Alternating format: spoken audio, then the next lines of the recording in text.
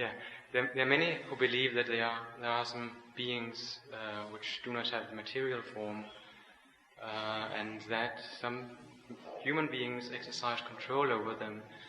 And for instance, they can cause sickness, illness to other people through this agency. And when they find that Jinn are mentioned in the Qur'an, they take this as support of their beliefs. Right. So, on this background, I would request you to clarify the Quranic teaching about Jinn. Right, inshallah. Although I have spoken on this subject very extensively, quite a few times before, but I should like to answer this question to you because this is your first question, and you remember that joke about Pehla Vaar hai, beta. So this is your first question here, and I should like to respond to it, though briefly in this session. The fact is that the Jinn have been spoken of in the Holy Qur'an and also have been explained differently at different places, not in the same manner. Some Jinn are of different nature, some Jinn are of different nature, some Jinn are of such physical nature that they can be held in bondage under physical chains, like the Jinn of Hazrat Sulaiman and Hazrat Dawood. And they are spoken of as made of fire as well in the Holy Qur'an, and also as such as they can dive deep into sea and bring out the stones and things, precious gems. So they are not the same Jinn. Those made of fire could not dive into the sea and come out alive. Those made just of spirits without any physical form could not be held in chains, because the Jinnai can walk through the walls and everything, stones and whatever they are made of. So how could they be held in chain, while the Holy Qur'an tells us muqarranina fil asfad, the jinns of Hazrat Sulaiman were bound in chains. So that shows that the Holy Qur'an tells us of various jinns, and every time it speaks of jinns, it also has very intricate references from which you can infer, if you want to, the nature of those jinns. And the Arabic language also speaks very widely of various types of jinns. The fundamental character of the word jinn, as understood from the Arabic dictionary, is something which hides you, which escapes your sight. So, according to the Arabic language, all such people who live in mountains, who generally escape the sight and knowledge of the people living ordinarily in the plains, they are also called jinns.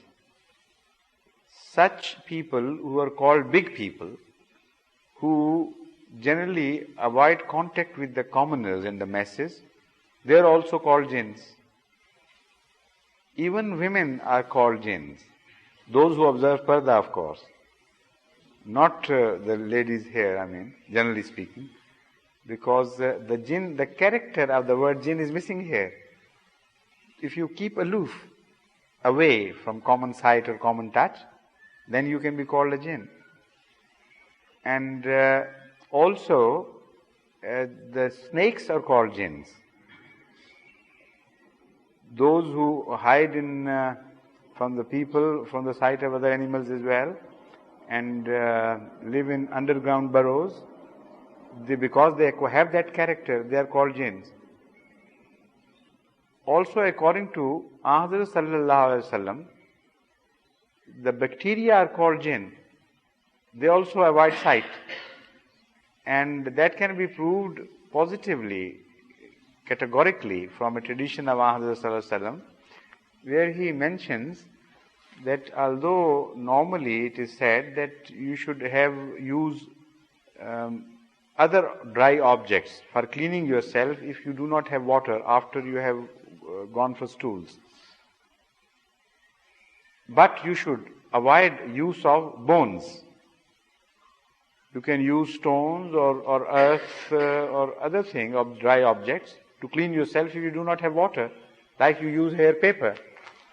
But he said that you should not use bones for this purpose, because that is the diet of jinns. Now, it's fantastic, absolutely flabbergasting. How could Allah conceive of bacteria at that time? Allah must have told him that there is some harmful creature attached to this which you don't see. So because he didn't see and he knew Arabic better than anybody else, so he used the one common word jinn for that being, that creature. So now we know what he meant. But Sahaba, even if they didn't know, they would follow him, and they benefited from that obedience.